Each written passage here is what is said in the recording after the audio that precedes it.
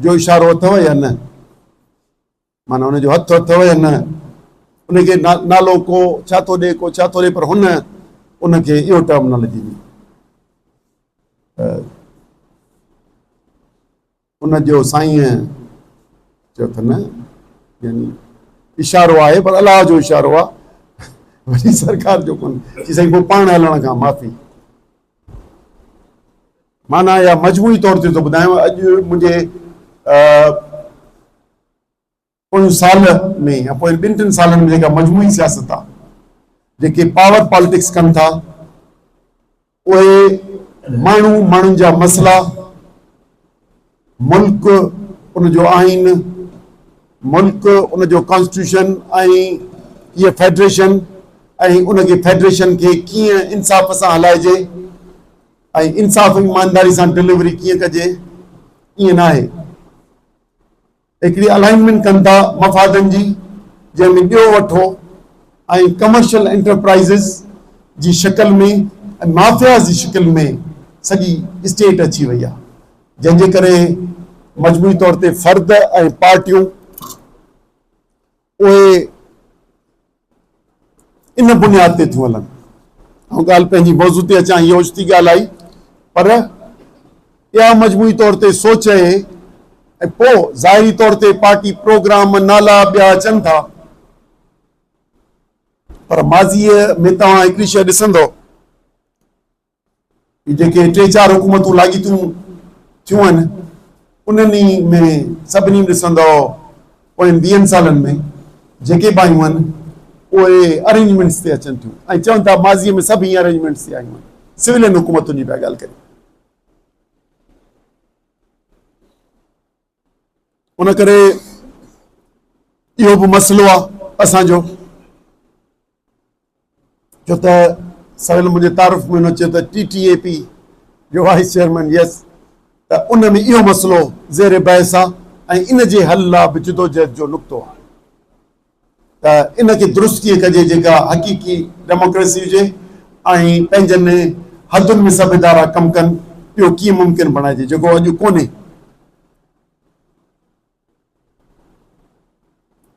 मौजूदा वक़्त में काफ़ी थ्रेट्स आहिनि, पर आम तौर ते जेका आम ज़िंदगीअ में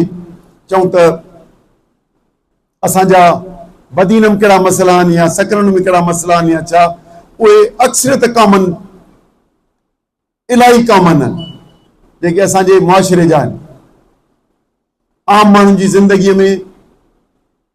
बिजलीअ जो मसइलो, करप्शन जो मसइलो, पाणीअ जो मसइलो, असांजे नए नस्ल में ड्रग्स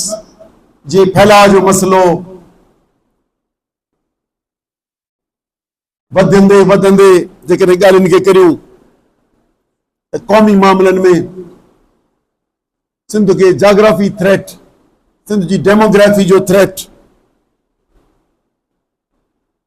ऐं अदम तहफ़ुज़ माण्हुनि जो महसूस करणु, सिक्योरिटी जो थ्रेट, वरी जेकॾहिं वसाइल जी ॻाल्हि करियूं त जेका असांजी इज्तिमाही मिल्कियत आहे, उन ते पोइ 2-3 सालनि जेके फ़ैसिला थिया आहिनि, उन जे करे असां जे ईंदड़ नस्लनि जी अमानत जेका आहे, जेका असीं चवंदा आहियूं सरकारी मिल्कियत, जेके मिनरल्स माइंस थियनि था, लैंड्स थियनि था, कोस्ट थिए थो, त जेके इज्तिमाही मिल्कियत आहे उनजो टाइटल चेंज थिए पियो, कंपनियुनि ॾे उहो मुस्तक़िल वञे पियो, ऐं इहे सभु मामला मार्फत किथां पिया थियनि, मार्फत असांजे असेंबलियुनि जे मार्फत पिया थियनि, जेके इन निज़ाम खे आणणी ज़रूरत छो थी पवे, हाइब्रिड निज़ाम खे आणणी ज़रूरत छो थी पवे, उन में मामिलो थो अचे। जॾहिं तहक़ीक़ करियूं था या मिलूं था त हेॾो वॾो ज़रूरत छो थी पए त हिकिड़ी हुकूमत खे ख़तमु करे ॿी हुकूमत खे आणियूं थिया, या 2022 में जेका लोकल अरेंजमेंट आई, जेका 24 में वरी ॿी इलेक्शन जे ज़रिए वरी आई, इनखे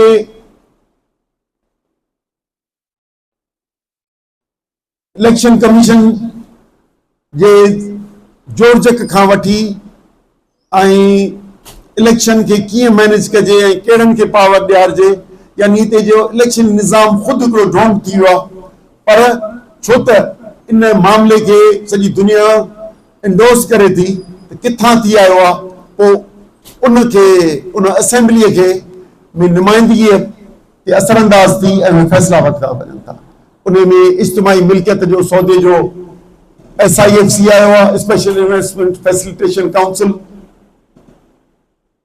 जंहिंमें सभिनी सूबनि जी या असांजे माण्हुनि जी इज्तिमाही मिल्कियत जो टाइटल लॉन्ग टर्म लीज जे बुनियाद ते गैर मुल्की या मक़ामी सिविल मिलिट्री ब्यूरोक्रेसी जे कंपनियुनि जे नाले ते टाइटल चेंज थियणो आहे, या थिए पियो, थियणो न आहे पर थिए पियो। ज़मीनूं लखे एकड़ सूबनि जूं उहे टाइटल चेंज थी चुका आहिनि। पाणी जंहिंजो शॉर्टफॉल हो, अॻे ई खोट हुई, जंहिंजो बदीन वारनि सां ॻाल्हाइण जी ज़रूरत कान्हे, बदीन त किथां जो जुलूस निकिरे पर हिकिड़ो बदीन जो ज़रूरु निकिरंदो, उहो पाणीअ जो अॻे ई शॉर्टफॉल, उन ते नयूं स्कीमूं ठहण जो, ॿियो पुठियां जो, त इहे सभु मामला आहिनि। त असांजे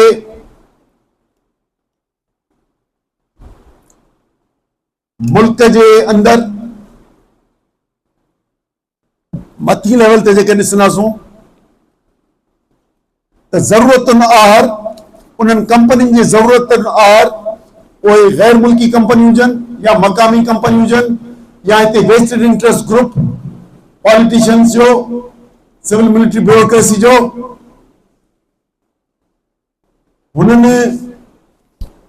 कॉन्स्टिट्यूशन खे मज़ाक बणाए छॾियो आहे। ऐं ही SIFC जो बिल 3 अगस्त 2023 ते ही जेका इलेक्शन खां अॻे हिननि जी हुकूमत हुई, इन्हनि एक्ट करे पास करे छॾियो। असांजे हिकिड़ो पासो थिया असासा, ॿियो पासो थियो असांजो मिल्कियत, उहा थींदी आहे मक़ामी टैक्स जी शिकिल में। टैक्सिस असांजो general sales tax, income tax, excise duty ऐं कस्टम्स, वॾा मेजर टैक्सिस आहिनि। ॿिया बि नंढा टैक्सिस आहिनि, प्रोविंसिस जा ॿिया, गॾु थींदा आहिनि।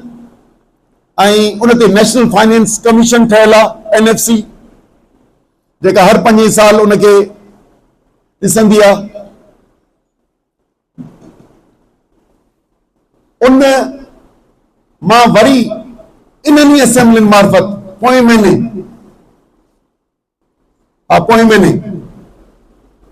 तव्हां ॾिठो हूंदो त हिकिड़ो पेट्रोलियम डेवलपमेंट लेवी करे क़ौमी असेंबली आंदो आहे, यानी उहो टैक्स वेंदो आहे मरकज़ में। उन फाइनेंस कमीशन में 9 मेंबर हूंदा आहिनि, 5 मिनिस्टर, हिकिड़ो फेडरल ऐं 4 सूबनि जा फाइनेंस मिनिस्टर,